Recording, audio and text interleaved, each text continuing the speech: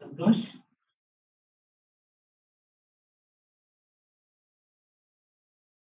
Hello?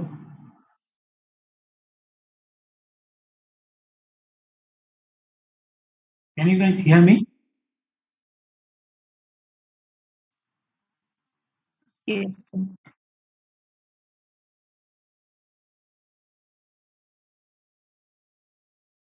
Oh, okay. Just a minute.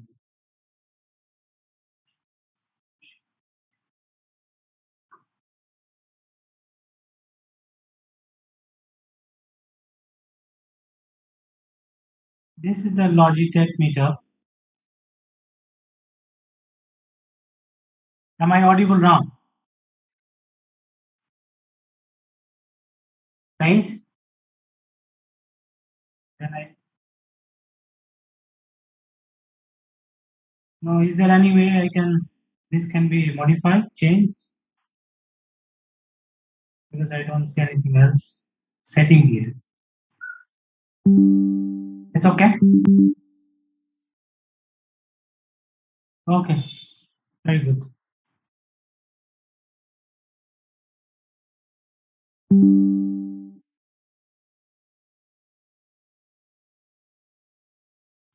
So good morning, everyone.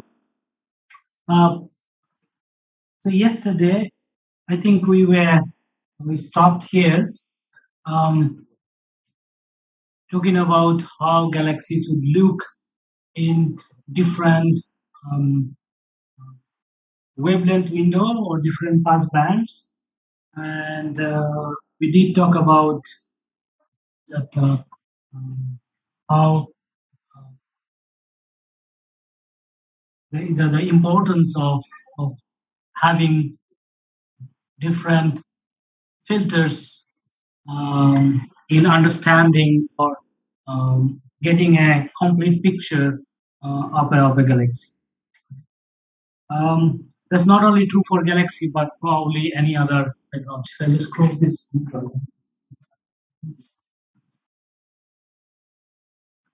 This is on. Yeah. So, so today I think I'll go a bit further and uh,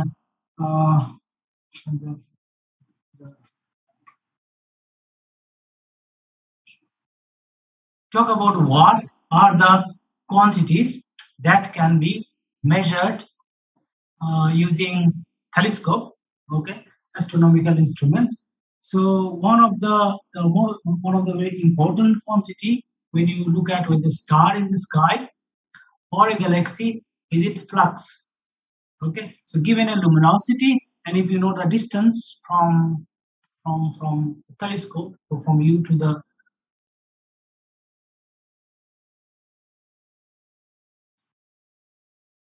and the source, if it is d is basically L by 4 pi d square, right? For a fixed luminosity. Can you stop speaking because I hello? Is someone speaking here?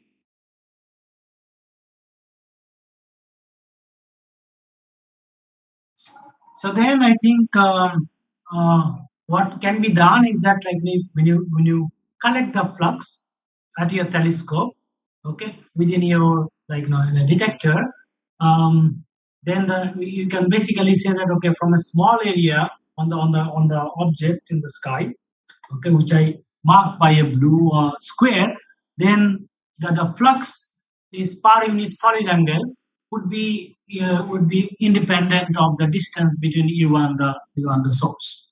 Okay, hence we can always like study the surface brightness of a galaxy, and as long as the distance is not that far, when the curvature effect becomes important, we can safely assume that the surface brightness is independent of radius. Sorry, independent of distance from you and the source, and that's where it becomes very handy. So now I can like take any image on the sky, for example, or for example of a galaxy like this, and on your CCD detector, one can actually study how the light is distributed in the galaxy or the surface brightness distribution. Okay. So there are tasks for doing that. For example, if you are interested, you can go look like I have put in. There is a ellipse task, which does is basically, um, let's say you have a galaxy on the y-x plane, and then one can try to fit to concentric ellipse to these surface brightness data points at every semi-major axis. Okay, and in this way, one can actually determine I as a function of like radius or as a function of the semi-major axis of the ellipse. Okay, and also it gives you a lot of other interesting parameters from very simple tasks. So nowadays, also you can use Python routines. These are some of these things are embedded. You can write your own program to basically fit ellipse on a set of surface brightness data points, and one can estimate this surface brightness. It turns out that for an elliptical galaxy, this surface brightness is pretty universal. Universal. How to say this profile, the surface brightness profile is pretty universal. The most massive galaxies have this divaculars like profile. This coming from a general formula, which is write it here. I is the function of r equals to IE, your exponential, some constant Bn, okay, and then r over Re to the power 1 over n minus 1. Okay, so this is the surface brightness profile is parameterized by three parameters. One is Re, one is n, and the scale length, which is Re. So it's IE, Re, and n. Provide three parameters. You can actually sort of know what is this profile looks like. And for n equals to 4, you have very closely recover this divaculous profile for elliptical galaxy. And this is now a pretty general profile which is being used in many astronomical objects for their understanding their light profile, observed light profile. Okay.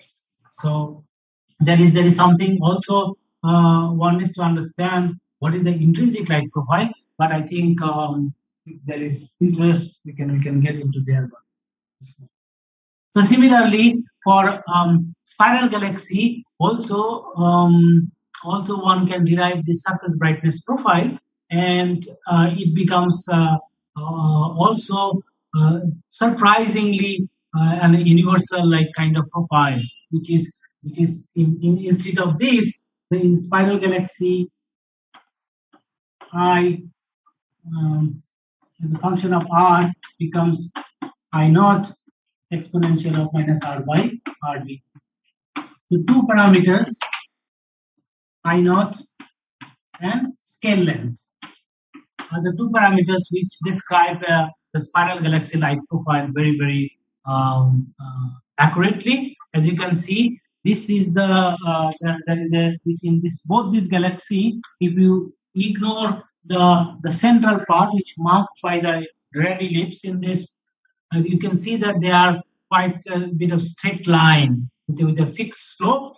Now you can easily find out what is plotted here. Generally, we don't plot the surface brightness directly, but we convert into a magnitude. Right now, what's that magnitude? Is basically you calculate the total light within this galaxy. So once you have I of R, once you have I as a function of R, you can just integrate phi r dr. So you get a total flux. Okay, let's call it like, let's say f f naught. Okay, equals to this.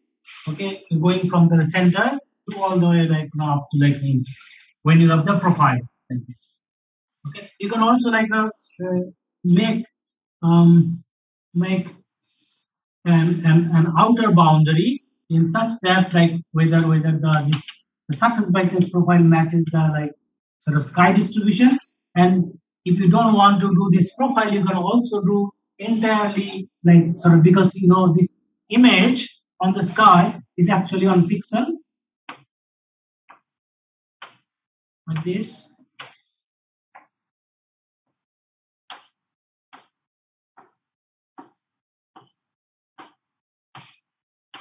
This, so you can basically, let's say I and j, if each I and j instead of x and y, you could like consider into say like a 2D matrix in which ith and j value of the pixel, and you sum it over. Okay, all of the pixel that belongs to this galaxy, because you have to like sort of think about like some outer radius of the galaxy. Okay, the same way also you can calculate the flux. Okay. Now that's the observed flux, and then you can estimate the magnitude, which is the apparent magnitude of the galaxy. Okay, we call it m naught equals to minus 2.5 log of f naught plus some 0 point.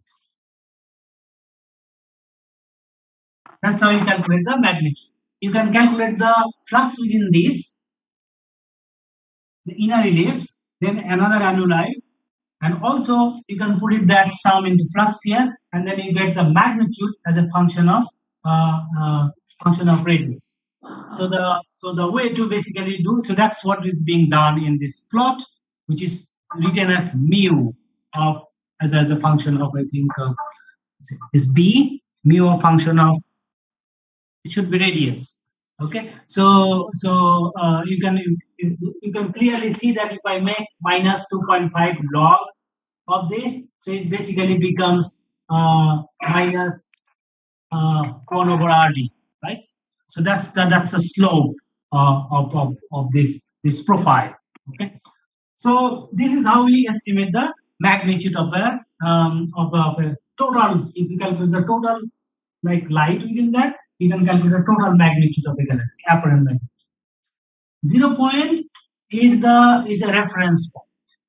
Okay, 0 point is a reference point because you always, when you estimate when you observe a galaxy or any other star, okay, or any object in the sky, then you need some reference star. Many a times, say Vega, or there are many other like bright like standard star for which you observe this, then observe this, and observe this like that, and you compare, you calibrate your flux with respect to some standard star spectrum. Okay? So that's the motivation, or that's the key thing that goes under this like 0 point calculation. Okay. Now there is more thing here. So I'll erase this part and restrict it to the view here. Now, as we know that when you continue from the previous slide, that we have talked about this magnitude, but we said that the galaxy we look at in different windows, different wavelengths, right? So it is true that we don't just observe celestial objects within a just like an open filter. There is always filter transmission.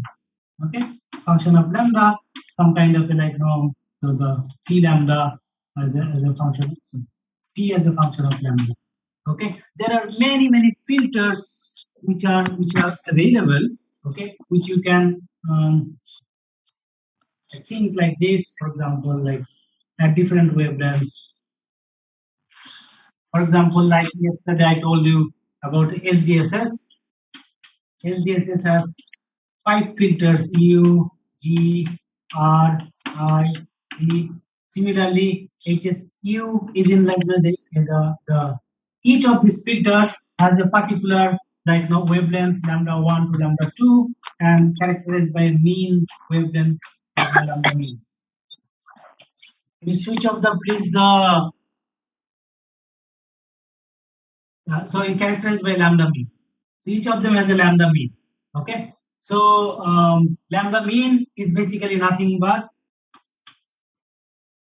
mean equals to lambda p lambda d lambda the transmission function d lambda integration. Okay. So that's how one estimate the lambda of the filter. Okay. And each of this filter, as I said, for example, U band. I don't remember exactly, but it's around the 4,000 to like 4,700 or you can check this because I don't remember this number. But this is in the U band. G band centered around 5,000 angstrom. Okay. So on and so forth. Like they say, go like there are many. For example, 2 mass is another 2 micron sky survey. There are like J, H, K filter. So there are various like covering from, for example, AstroSat has 2 filter, which is I talked about the FUV far ultraviolet and near ultraviolet. Okay, which is then and this is the 2 filter in UVIT, which is F. Actually, AstroSat has many filter and M42W. So there are medium filter. Like you can take a look, like all of this you can type. Once you get a hang up of this, you will know like so the idea is that we observe galaxies through the telescope, but with a filter on it. So you can have filter U filter or G filter or R filter like that. So which means that this magnitude that I calculate, it should be a suffix with lambda, even for that like 0.2. Okay, so this becomes a function of like the magnitude actually estimated in different filters. So you say that okay, or the flux in some sense. Once you calculate the flux, you calculate the magnitude. Okay. So anyway, so this is how we estimate the apparent magnitude of a galaxy. Okay, or any object. Once we do this, there are lots of things one can do. Okay, for example, immediately one can define something called the color of a galaxy. It's a very useful quantity. So this is m lambda 1 minus m lambda 2. Lambda 1 less than lambda 2. Okay, so this is how the color of a galaxy looks like. I'll just show you few slides where it will use the color.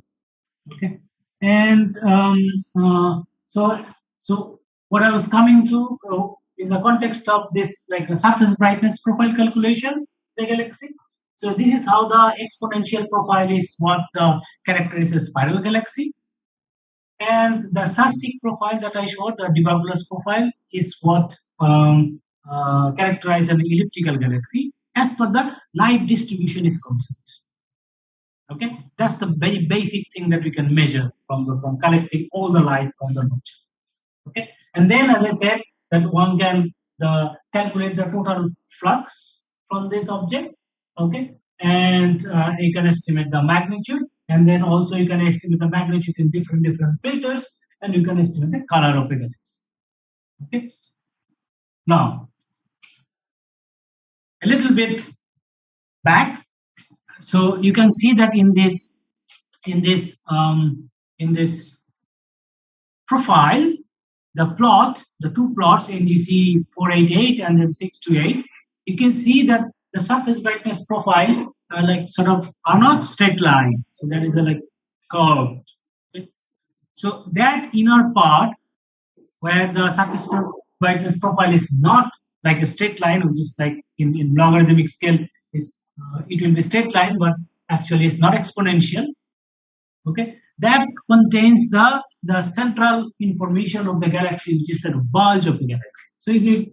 I should You can't ignore this because this is an important part of a spiral galaxy. Because when the spiral galaxy, so this is all related to somehow the formation of the galaxies. Because how the whether the disk form first, whether the bulge form first, the central part, right? This central part that you see, the if I so if you see that if we when it rises like that, so that can be described, that part. Now you can zoom in that part, and that can be described by a sarsic like profile. Okay, like this kind of profile. So which means that can I erase these parts here? If, which means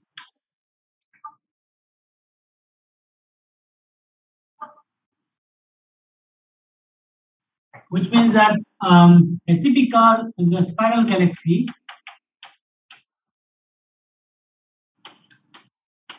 has surface brightness profile equals to 1 is an exponential profile, which is a function of r, which is the disk part. Then there is also bulge part. So there are two components in the galaxy. So one is a very very central part. Then there is a like this.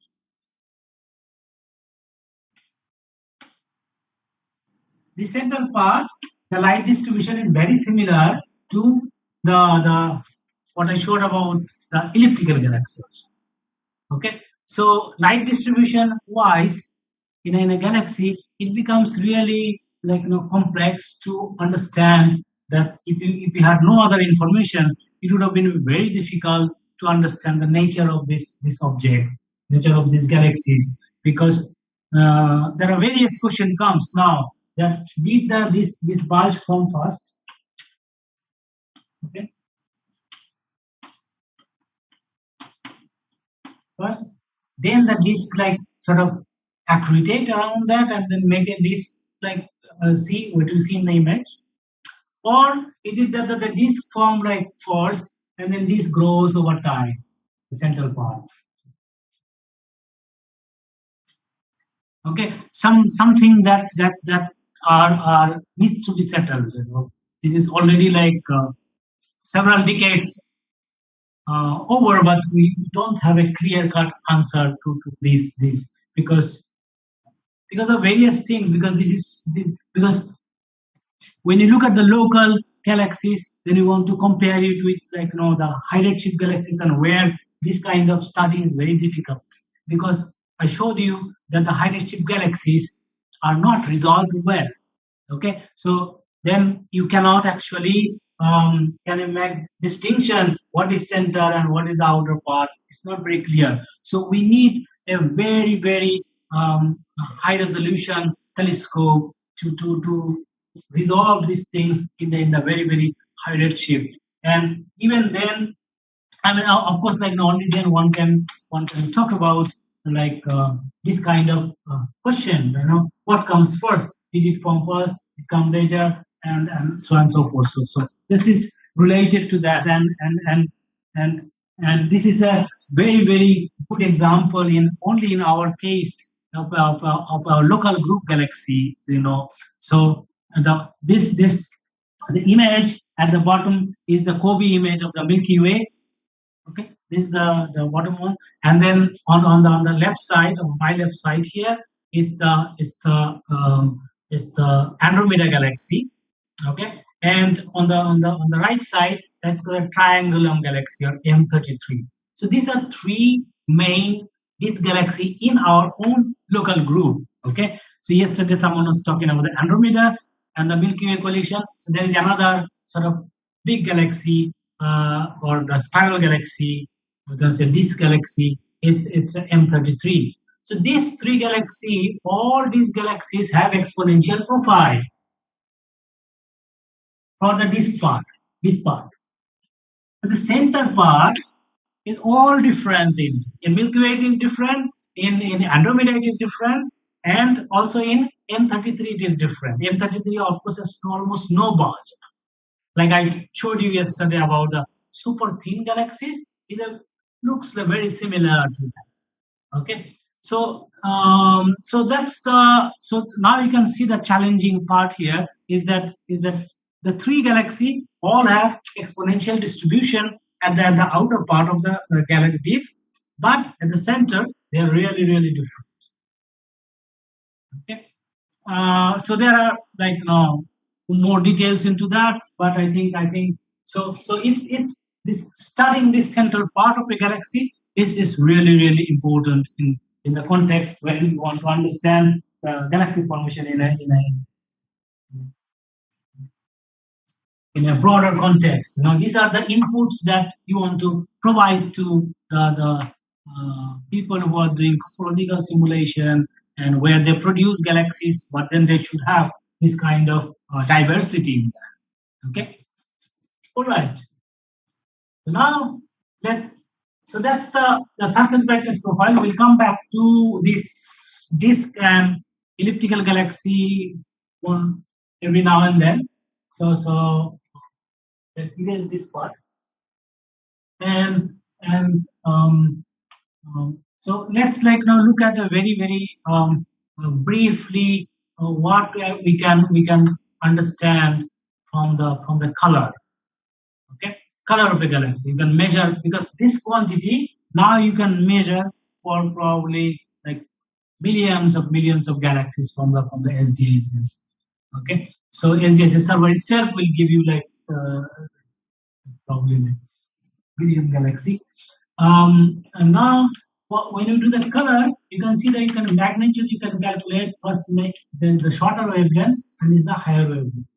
Okay, shorter wavelength and higher wavelength. For example, this is the plot which is based on the SDSS filters. So that is why it is written U filter, which is a shorter wavelength minus the R filter. So U magnitude versus minus the R magnitude. Okay, so this is the U minus optical. So this is like almost like UV minus optical color.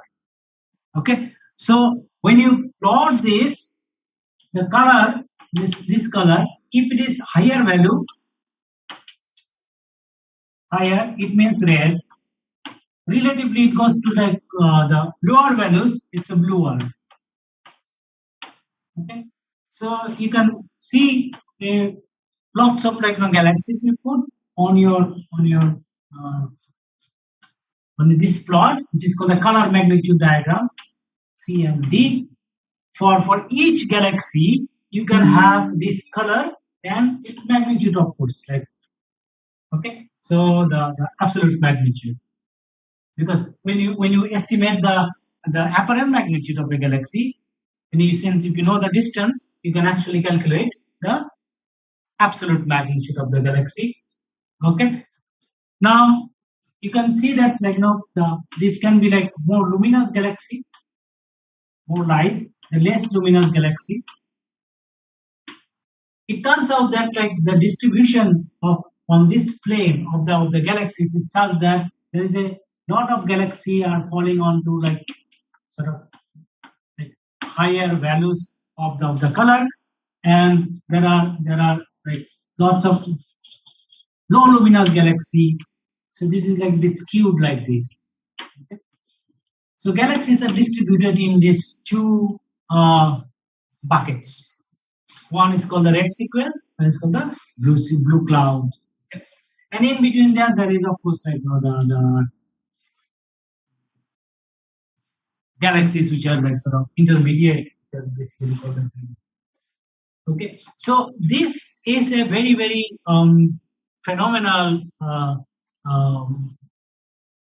over the last decade, because now you can do lots and lots of like this kind of study where in the observational astronomy, and one can try to understand that why so many galaxies, particularly when the luminosities are on higher side, they become the red, and when the luminosity is from the like lower side, which is like low luminous sort of faint, and this can also be if you know the mass to light ratio, this is basically the low mass galaxy, low mass, this is a high mass. Sort of it relates then. Okay, so the low luminous galaxies are like high luminous galaxies are more or less on the red. These are the two things that you know. From E minus R color, you can do it the same thing if you choose from other SDC filter program G minus R. Okay. Okay. Then like the G is like the shorter wavelength than the R. It's a red filter. Similarly, for example, you can have a UBIT or like the Galaxy filter, for example, Galaxy has a MEV minus the SDSS R color. So lots of these things are possible, and one can like study the color magnitude diagram using various of this color combination. In fact, people also do what's called the color approach. Okay, but let's keep it simple at so what I say is that the low mass galaxies are sort of bluer, and then high mass galaxies are sort of redder, which means that because we can measure the U minus R color, and this comes to around less than like a point 1 point something, and so so what it means is that when the color is bluer, it is also supposed to indicate the bluer side of the, because how do we get this? Because this would mean that the blue means, as I said, the light is more on the bluer side, okay, or means at the shorter wavelength. And if you remember yesterday, I said probably that at the shorter wavelength, like in the context of the far ultraviolet or the UV filters, we said that the shorter wavelength is dominated by young stars. Okay, so that means that that when the color is blue, so that there are more light is on the bluer side, then we have this color will indicate that the um, that that we are dominated, is like on an average dominated by a more young stars in the galaxy, or young stars in the galaxy. Whereas on the this side is like this value is higher. Okay, so it means that it is dominated by the light from the older stars. Okay, which are emitting in the higher wavelength, like much more. Okay, so which means that these are like dominated. So this means that these are basically old galaxies. You can say like this is young. Okay, bluer means young. The older means like sorry, red means old. Okay, in other words, like one can also think the young means like means a star forming, and these are actually not star forming galaxy generally. Okay, so which is also like the now like UUE quenched, like star formation has shut down. So which is means that elliptical galaxies now become sort of red and dead, nothing is happening. And these are the now this is like another interesting part that, I mean, basically we could go on and on with this color magnitude and the color relation in galaxies, because these galaxies are actually the early type galaxy. Remember the Hubble sequence that I showed you yesterday?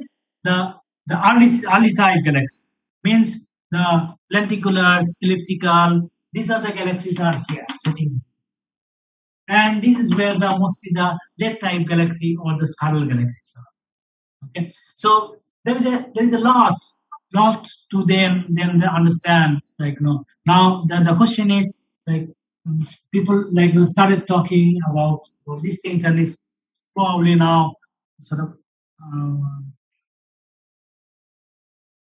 So there is certain understanding whether the galaxy like migrates from the blue cloud to the red sequence.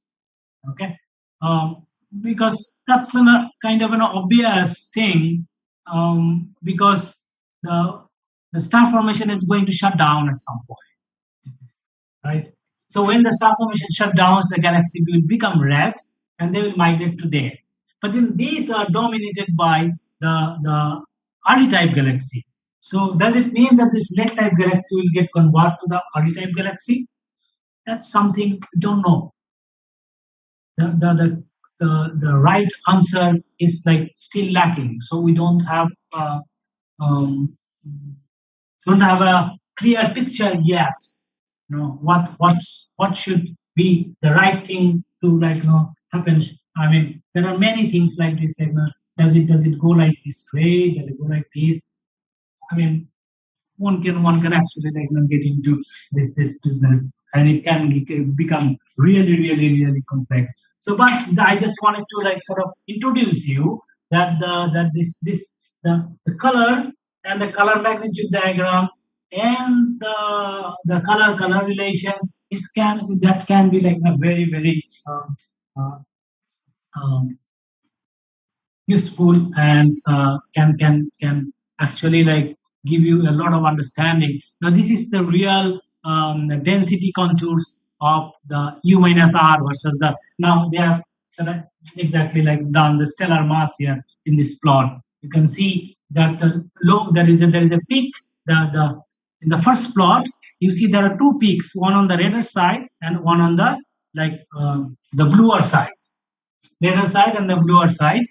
And um, it seems the radar side, the peak is by the early type galaxy, and is a late type galaxy. This is what is seen in real observed data.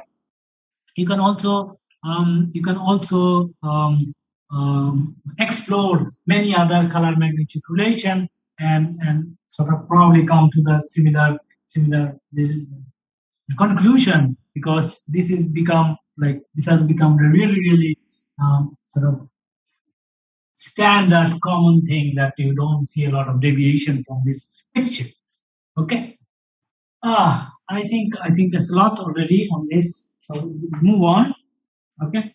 Now I'm going to see.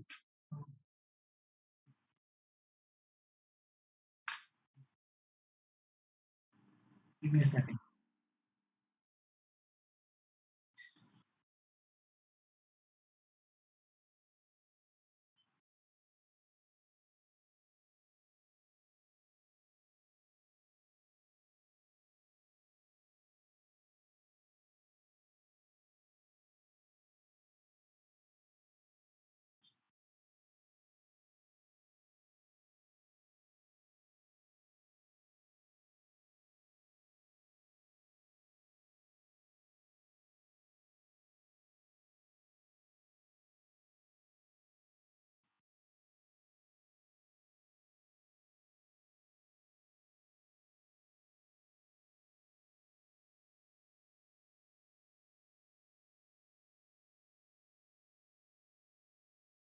So so apart from this, so I'm going to now move on to so this is what I would say, that once you measure the total light in a galaxy, these are the stuff that you can do.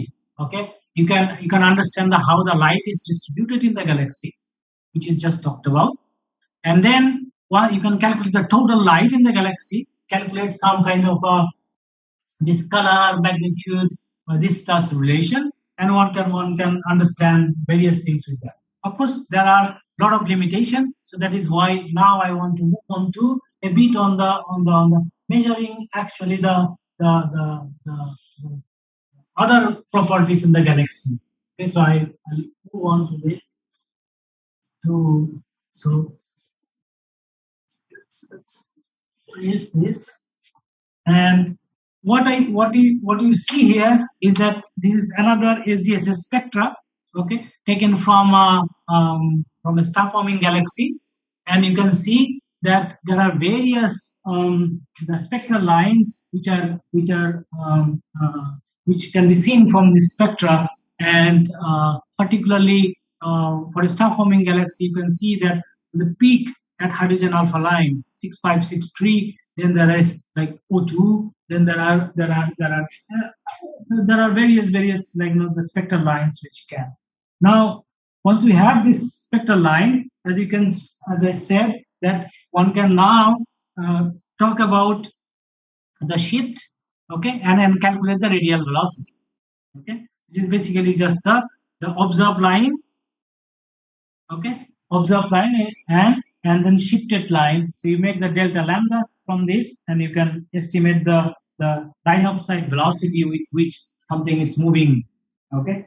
So that is very useful information.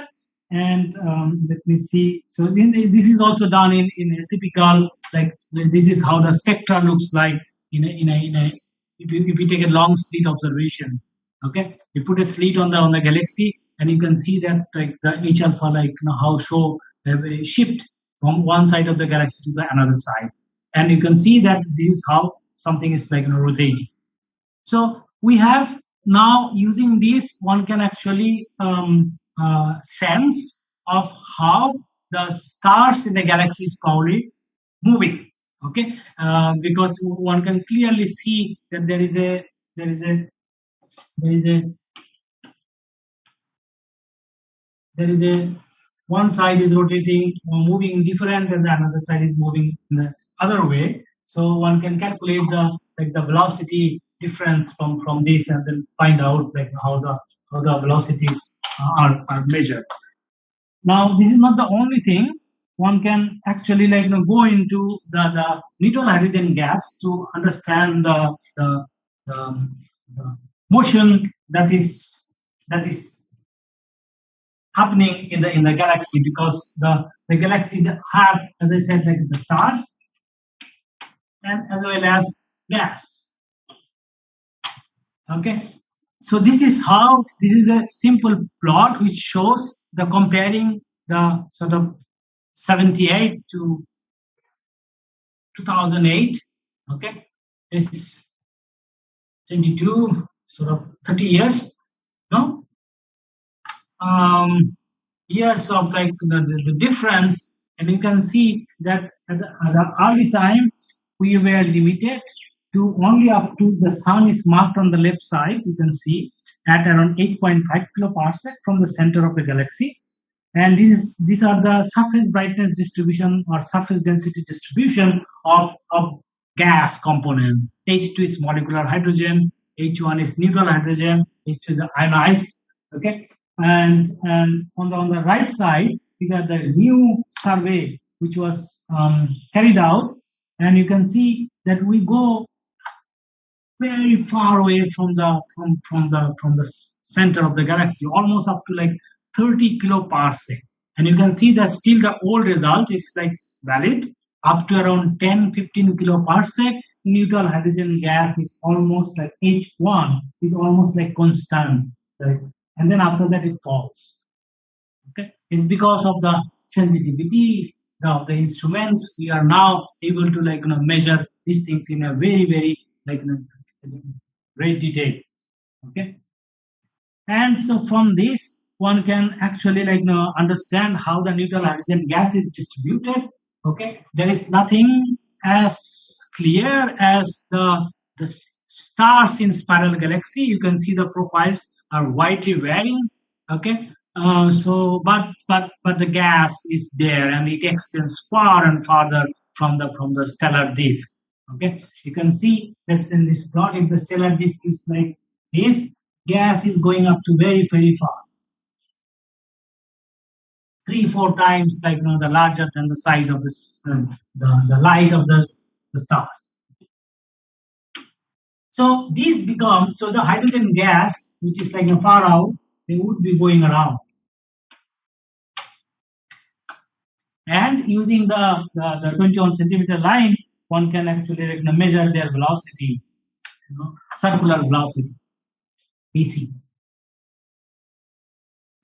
which is a very the become of course very well known, as you know. With the circular velocity, when you estimate here, it shows that it rises and then it stays flat. BC versus radius. Okay. Now the having circular velocity flat at this point, when there is almost no matter, okay, it becomes very difficult to understand this using the all the variance that I can measure in the galaxy. Okay, we can simply like see like BC square, it has to be like a constant in the outer part. Then your it requires some matter within a radius r to be proportional to r. It is basically simply BC square equals to g m over r divided by r. So if this has to be constant, m of r should be proportional to r. So which means that as you go in the outer part, there should be more and more mass in the galaxy, but we don't see. It drops here. It's only a hydrogen gas which contributes very little. I told you about less than 10% in a typical big galaxy, right?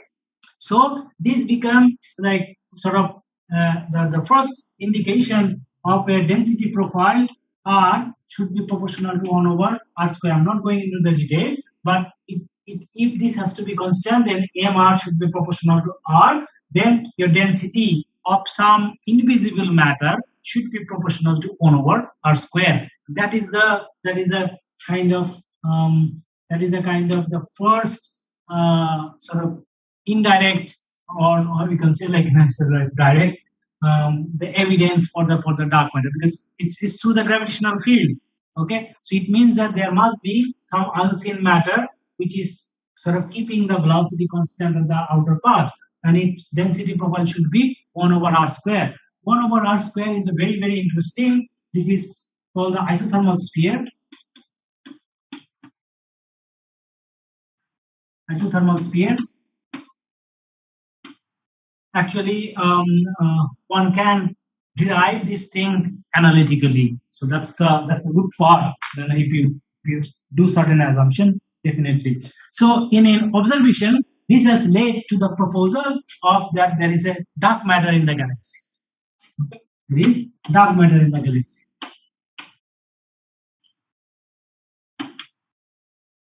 And in observation, the dark matter profiles are like what is called the pseudo isothermal dark matter halo, okay, which is rho divided by 1 plus m square by rc square. So two kinds of parameters are in the dark matter halo. So one profile goes like rho as a function of r, like this. But then the people have also who work in the numerical simulation. When the dark matter collapse, they also like make dark matter halos in the cosmological simulation.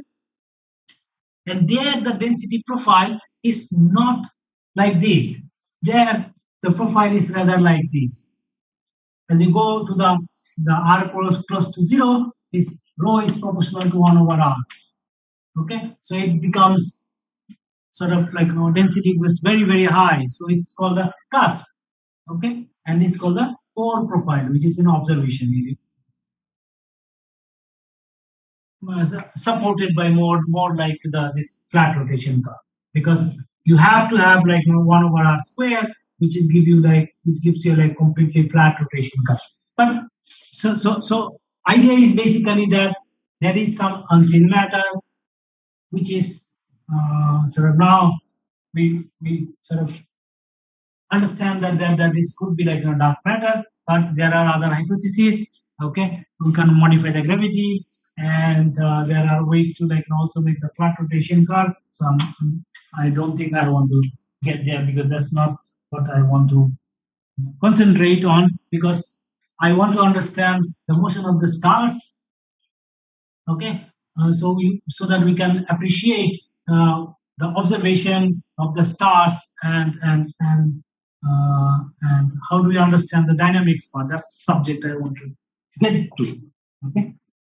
Now, as I said that, so this is the picture of a galaxy. You should keep it in mind. Okay?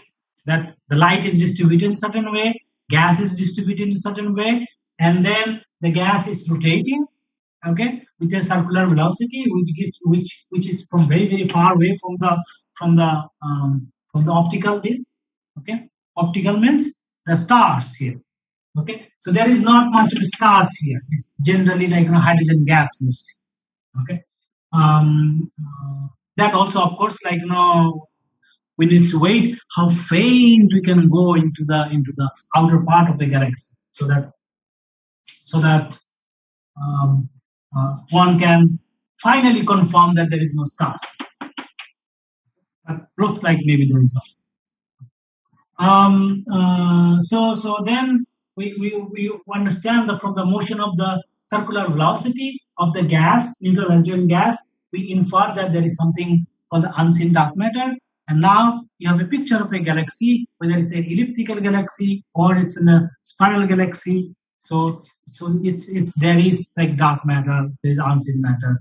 Okay, in both cases, the spiral galaxy it is like this, but for elliptical galaxy, it needed bit more bit more time because the elliptical galaxy don't seem to rotate, and that's where we're coming to on this plot that I showed you that remember that I said that one can now also look at the motion of the stars through the spectral line. Okay, so you can calculate the maximum velocity of a star or like of the stellar emission okay, and divided by the velocity dispersion. Okay, so when you observe a line or the spectral line, you're observing along the line of sight into through the galaxy. Okay, if it is a galaxy, so you shoot your line like around this, and you get a like spectra. So on the spectra, you can actually like basically the spectra is basically stellar emission coming from many stars which are basically along the line of sight. Okay, or on a pixel or on a slit, you can see like along that whatever the stars are there, because this is a three-dimensional object, right? So you see only in the projection. So one can actually go see and estimate the mean velocity of the star and also the velocity dispersion of all the stars. So these are the quantities one can actually estimate from typical absorption line, stellar absorption line.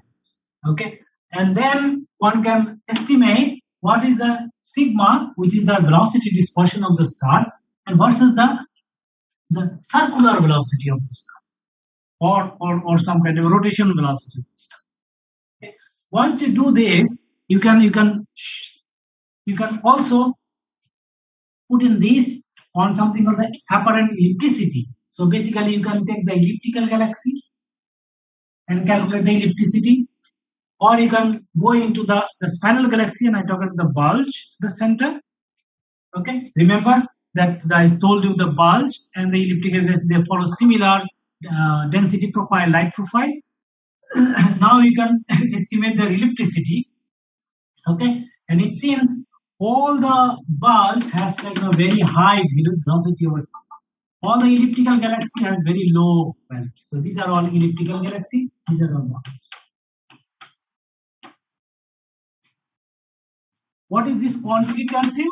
This quantity tells you the ratio of the systematic velocity divided by the random motion. Or if you square it, is basically ratio of the kinetic energy in the rotation motion versus the random motion. Okay, half mv squared, half sigma squared. Then you basically square it. Okay, so it is basically the ratio of the two energy.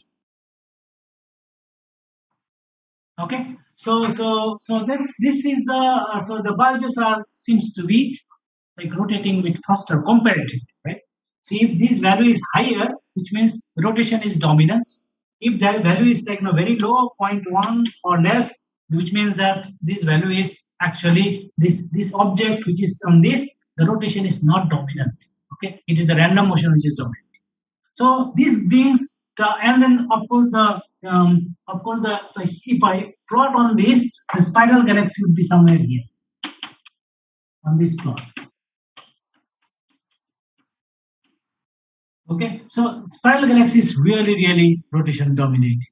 Okay, so typical rotation velocity in a spiral galaxy, for example, Milky Way, Vmax is of the order of 220 km per second. And if we take a typical velocity dispersion, even the maximum velocity dispersion will be replaced at the center is about 100. Sigma is about 100. Okay, which means that this peak, the maximum rotation velocity divided by the maximum velocity dispersion is of the order of Vmax by sigma is order of 2. Okay, we are talking about point 1. Okay, and the his bulges is around 1 point something, around 1. So which means that the key thing that we learn from this observation is that elliptical galaxy are random motion dominated. Random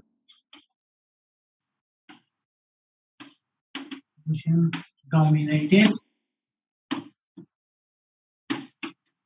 against the gravitational collapse.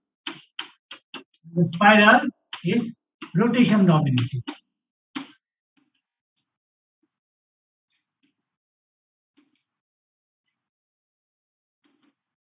Okay, so this is the key thing that we learn from understanding this. So that basically you have a now sense that the spiral galaxy that we see, they are basically rotation dominated, and the elliptical galaxy are random motion dominated. So it's like the stars like go into like sort of chaotic orbits.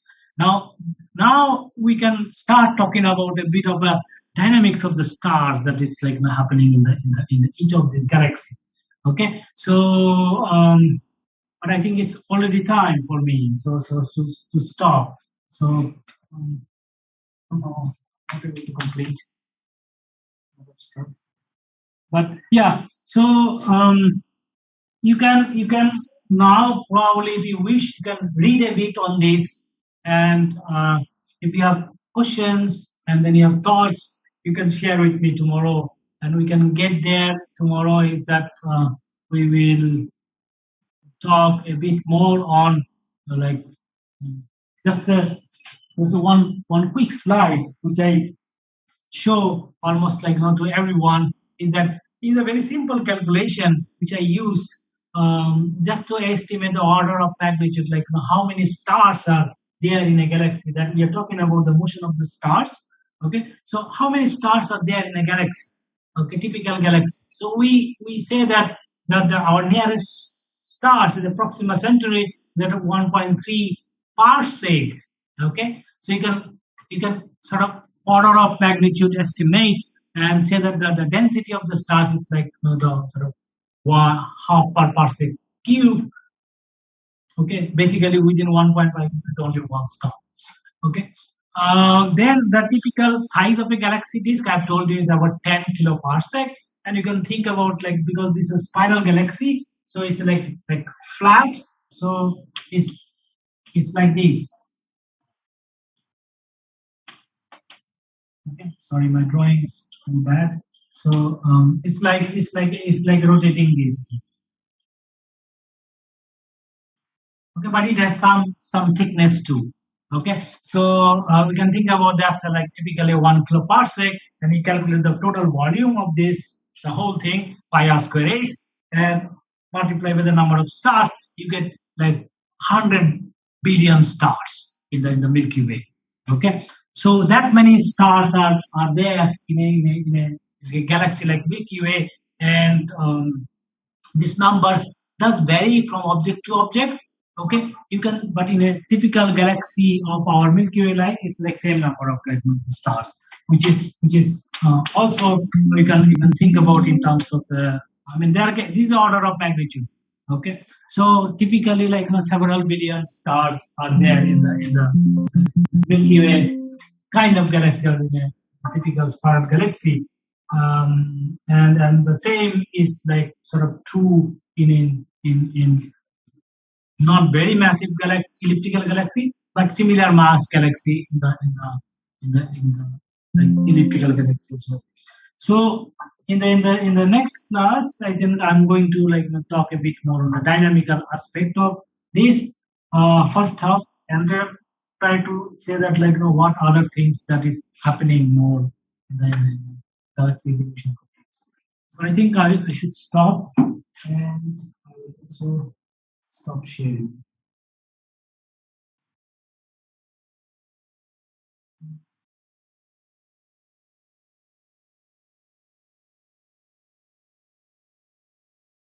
there is any question.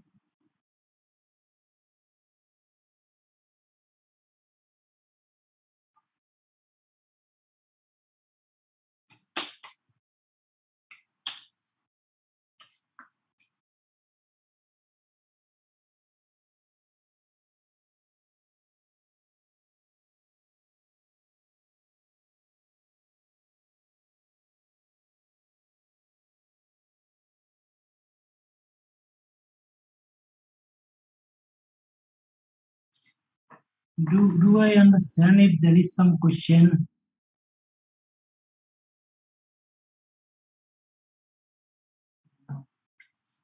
This. There's no date on this.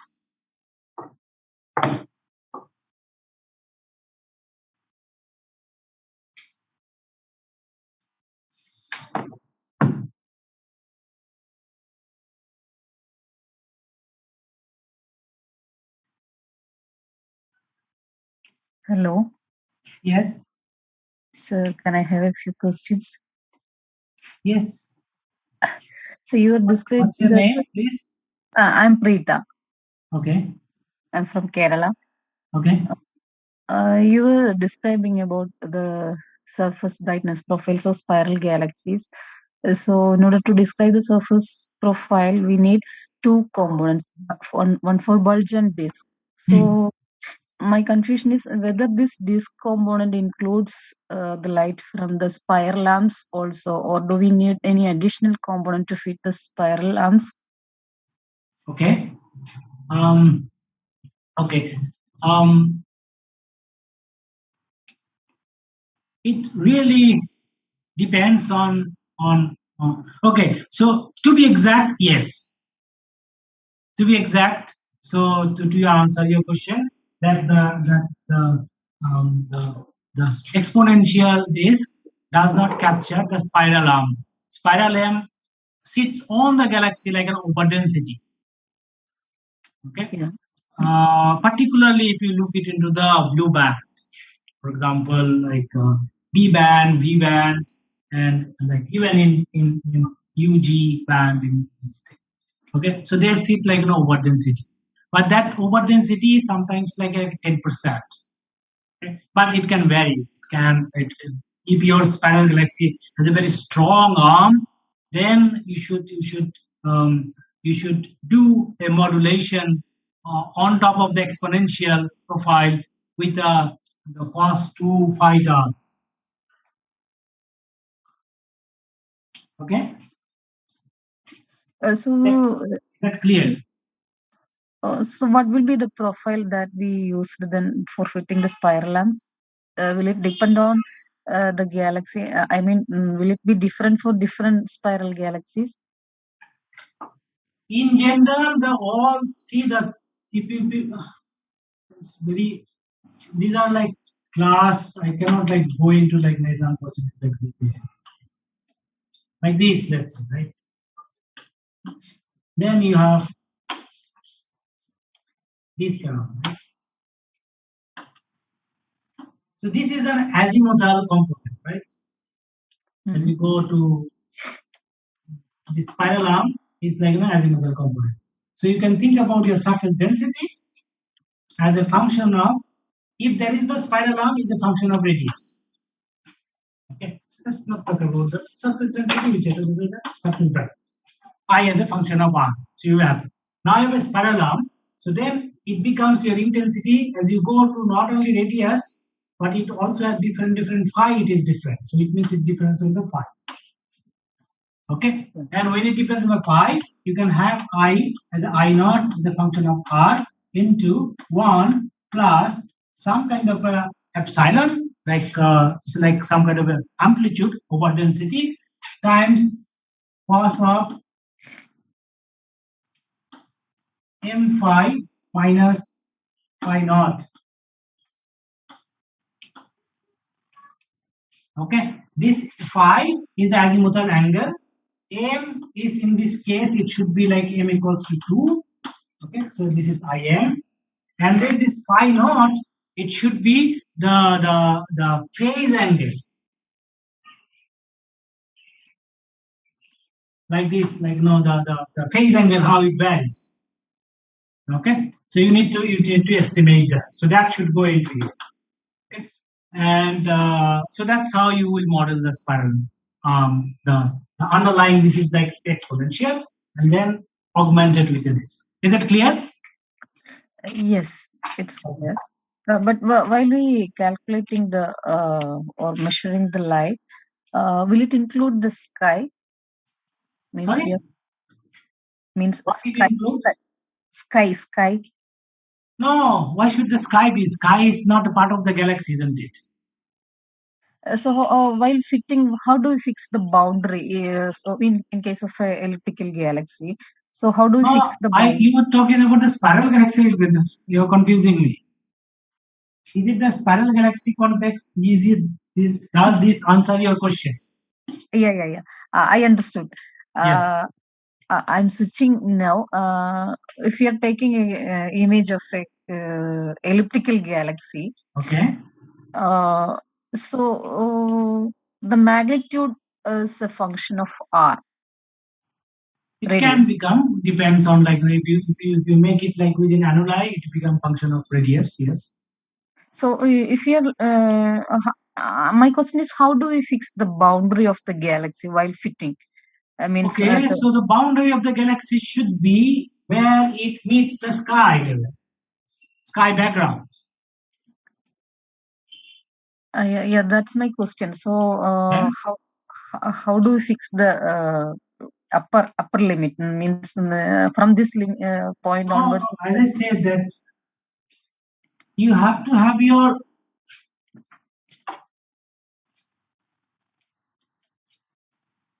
imagine like you keep on estimating the surface brightness mu, let's say b band, and it goes like this, and at some point this will hit the your sky level. Okay, sky background, and that's where you say we cut here. That's the way to go. So how do we estimate the sky level? Oh, it's like that's really another part. The sky is supposed should be estimated if you have a big piece of image, okay, where your galaxy is. So you should go a bit far and put like many boxes like this, okay, where you don't interfere. So there's a clearly, and there should not be any like star or any other source. It's apparently empty. So then this in the box, you calculate the total brightness into this, and you can make a many random box on this and make a distribution and take the mean, median, whatever suits you, depending on the distribution of this. Okay.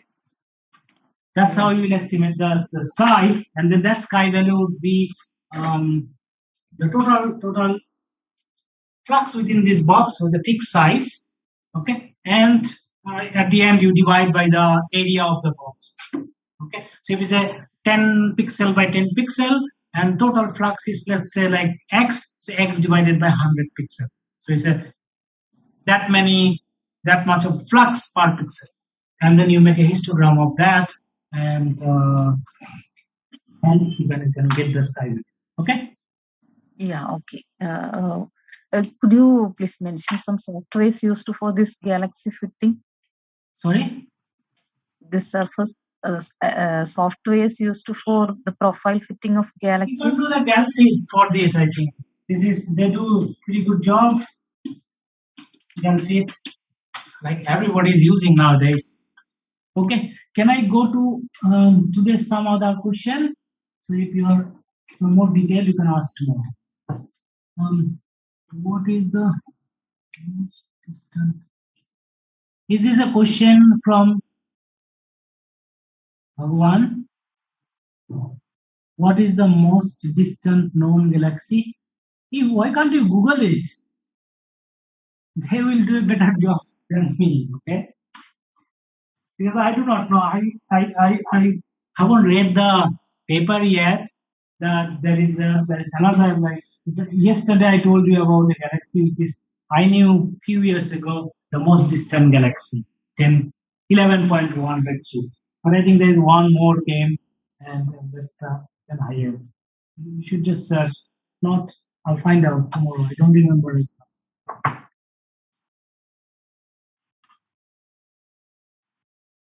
Hello. What is the Hello. second question? Uh, Mohammed uh, Rehan. Who is this? yeah, am I audible? I am Subrata calling in Okay. Zoom meet. No, may I ask a question? Yes. So I think there are some questions on the this doc file there, Google Doc. No, But no, no. you My are not question. from there. No. I am calling from Zoom. Okay. Okay. So Yeah. please go ahead. Okay. I was just asking. You talked about low mass galaxies and high mass galaxies. My question is, how do we estimate the mass of a galaxy?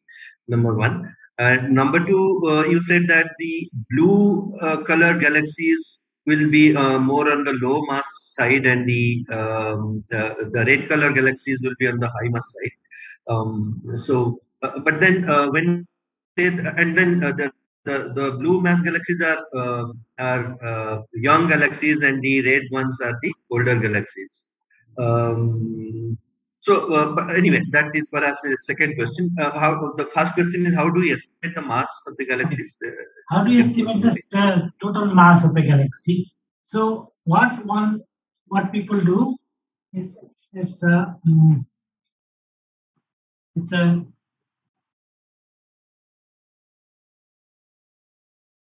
so you first of all the one thing that we can do. So when you take an image of a galaxy, you can estimate the total surface brightness and total flux in the galaxy. Okay. Okay. And if you know the Yes. distance of the galaxy, you also know the absolute magnitude of the galaxy. Okay, now from the absolute magnitude to the stellar mass is basically the requires a mass to light ratio. This mass to light ratio can be estimated by uh, um, uh, by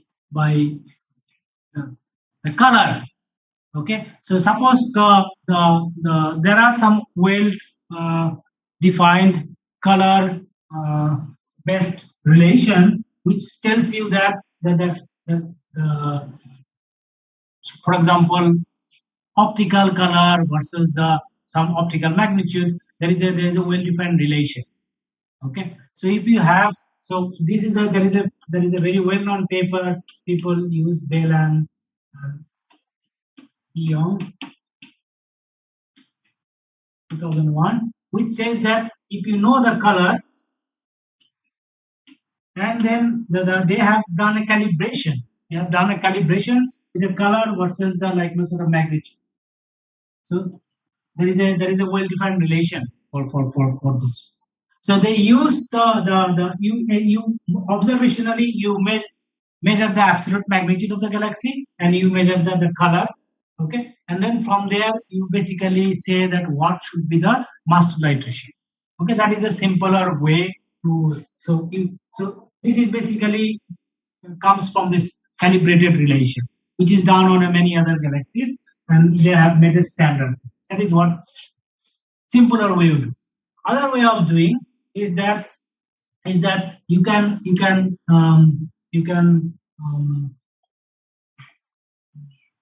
because this can get actually very complex, but I'll try to explain. So suppose your galaxy is observed in many wavelengths. So you have a function f lambda is a function of lambda.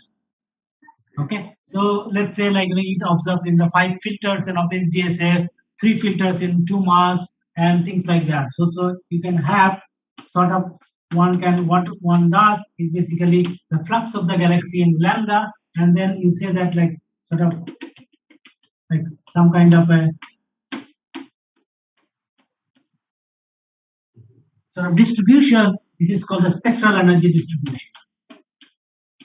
Right. Spectral energy distribution, SED.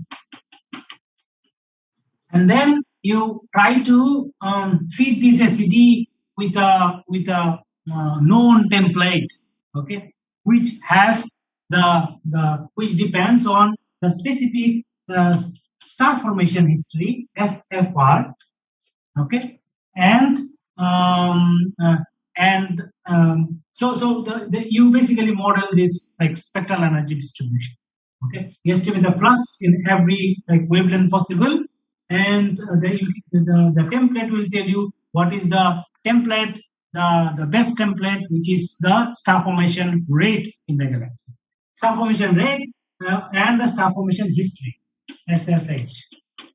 So very it depends on model. So now the star formation history is a function of time, so you can integrate this over a certain period of time from minus infinity to your time, and then I mean it's not just this sample because this has many other dependents, but basically it is like this.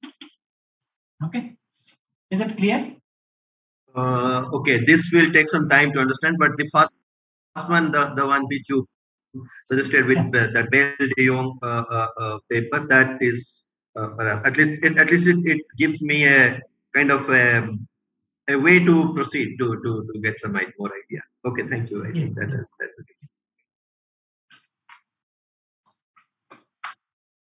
I mean, it can become very complex. So I'll go to the next question for another few minutes.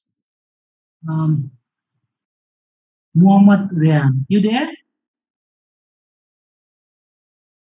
Why center of galaxy is more intense even at center black hole is also?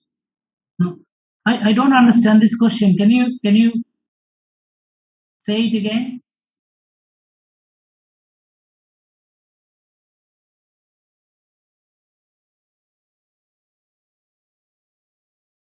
Why the center of the galaxy is more intense? Center of the galaxy is basically intense because there is a in a normal way look is that most of the stars want to get into at the central region. Okay, so there is a lot of crowding. So the it's not due to the black hole. Okay, so that is what I can say because it is due to the central bulge of the galaxy, which is made of like basically stars. Hari Haran, when we ask the question, which came for the bulge? I did not talk about accretion disk, but the stellar disk. We said that disk can be accreted. Okay, the accretion disk is different. Are we generalizing it for all galaxies? Isn't it possible that there might be there might exist both cases where a few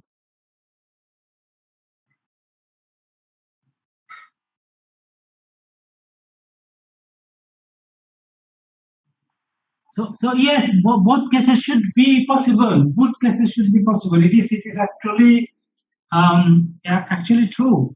So I am not by answering by asking that question. I am not generalizing.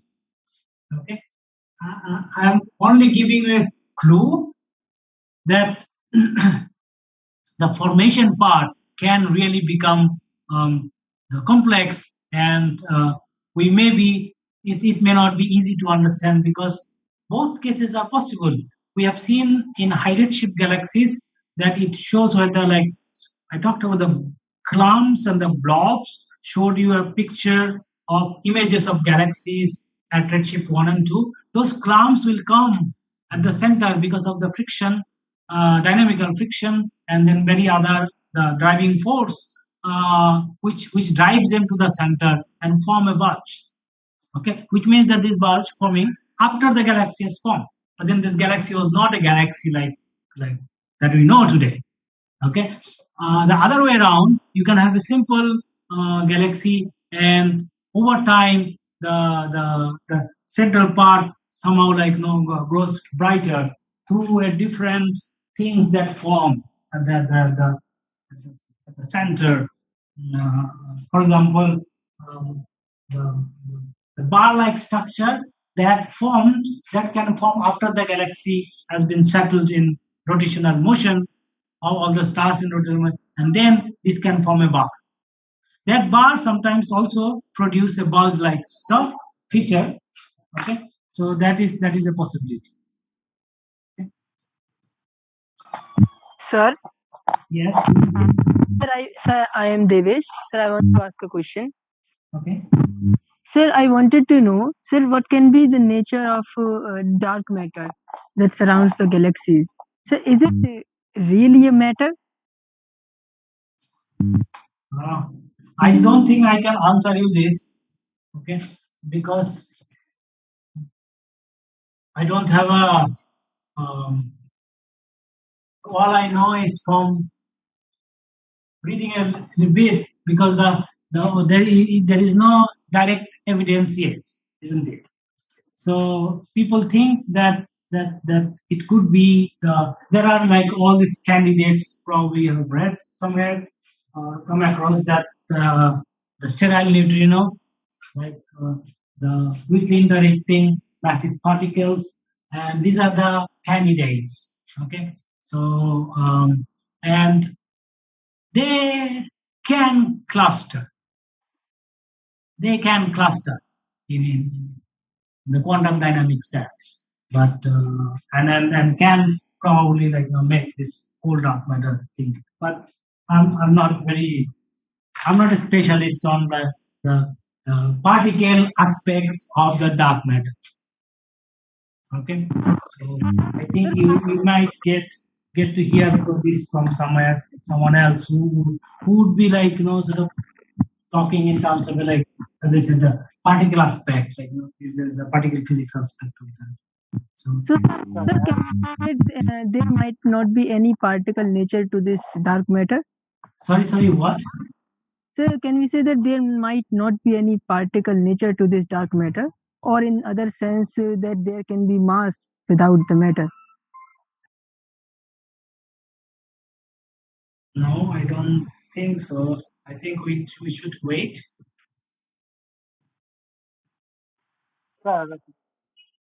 No, I don't think such inference is possible, because we all we know about the dark matter so far is all through the indirect feeling of the matters that feel, which is the gravitational potential. That is the simplest thing we know. I don't think there's anything else. I mean, these all the things can go into the speculation part, but I think I'm not. I don't want to do that kind of comment because I don't know actually, seriously speaking. Okay. Thank you, sir. Yeah. With that you should Hello. go and talk to some particle physics people. Uh, they would be like, I think, give you much more valuable input than me. Hello. Yes. I have a question. Why do the galaxies appear with different shapes and size, though they are all bound gravitationally? I mean, there are some spirals, ellipticals, and different sizes, different shapes. What is the basic reasons behind it? There is no one basic reason, by the way, and also I think it is too much to talk about, because this is why the whole thing that I'm doing here is that trying to get you familiarized with various morphological features and trying to get some basic understanding. So one of the basic understanding is what I told you. Okay, this only tells you that two, why should the two basic difference between galaxy, one is the elliptical and the spiral. Rest of them are sort of, you can like say like ornaments on that. So these are the backbones like of the two different class of galaxy. One is elliptical, another is spiral, and they are fundamentally different. Okay, one is rotation dominated, another is random motion dominated, and um, there is probably a lot can be understood, because when it's a rotation dominated, simple physics will tell me that this will go flatten. So it will be like a flat geometry versus the one that is random motion dominated, that will be more like a sphere. So I would say that's where the first thing comes. Other things are, there are lots of other reasons which are peripheral. Okay, I would say that these are very basic to that.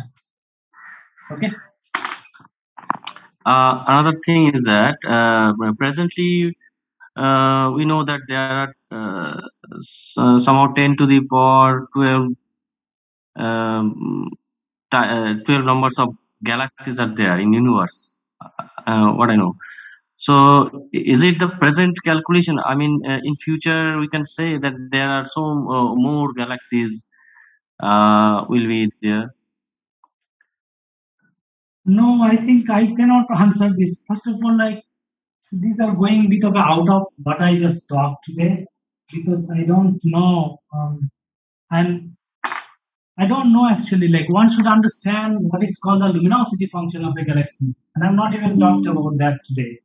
Okay, so only when then one can talk about that what is the number and absolute, like.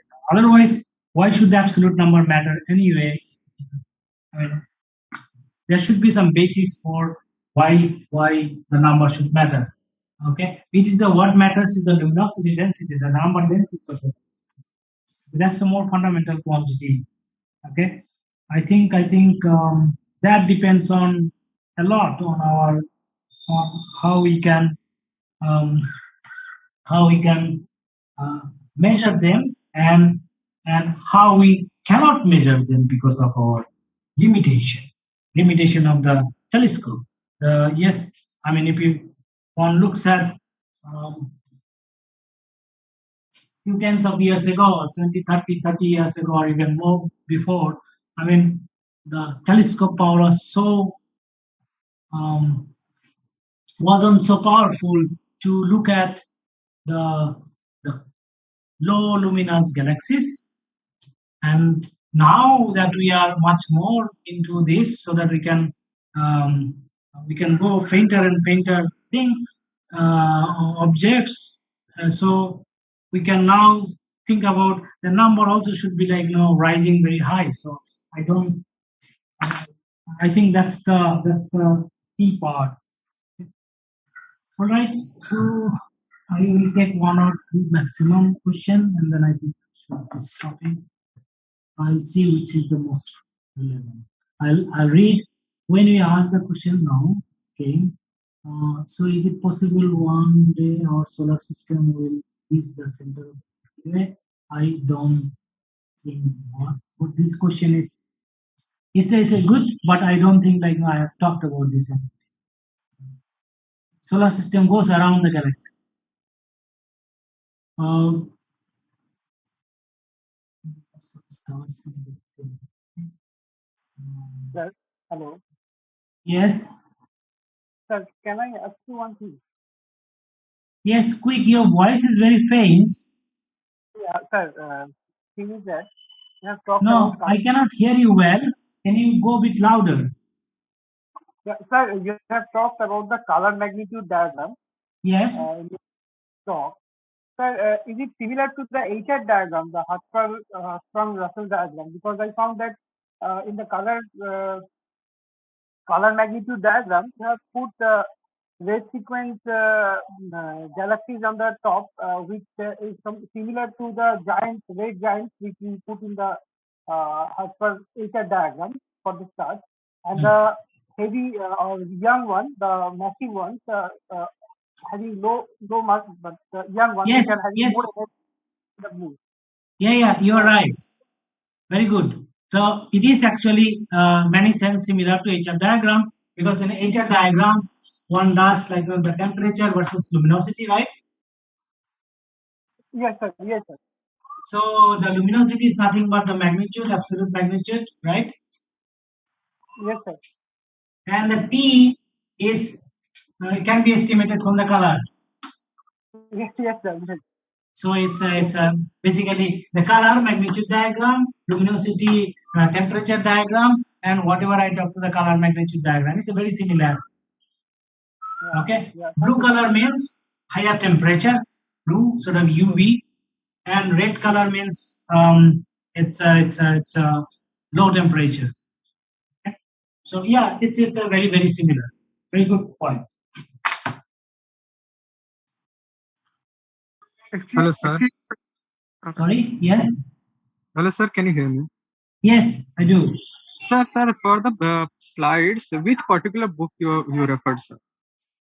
I don't have particular book, but yeah, my favorite book is always has been the Galactic Dynamics by Billy and Remain. Okay. Thank you so much. B and C. B and Remain. Okay. Excuse me, sir. So, yes. Who is this?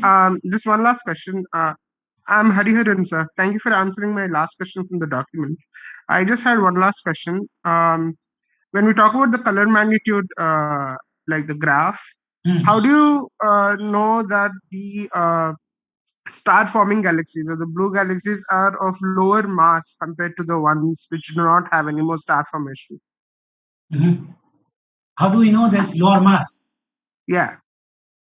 Because when we estimate the magnitude of the galaxy, and it comes down to much smaller than the, or like magnitude should be higher. So anyway, the luminosity, total luminosity is actually measured one is lower. Okay. So okay. I'm only talking about what can be measured. I did not talk about any theory today. Right. Okay, so all the plots and everything that we talked about is what can be measured like that, because that is the most important thing in astronomy. You can't measure, you don't talk about it. So I mean, of course you can, but that's where the theoretical that part is like will come. Okay, I think it's 30 minutes past, so I'm sorry I need to stop. And if there is anything, you can ask me later. Okay. Bye everyone. See you. Thank you, sir.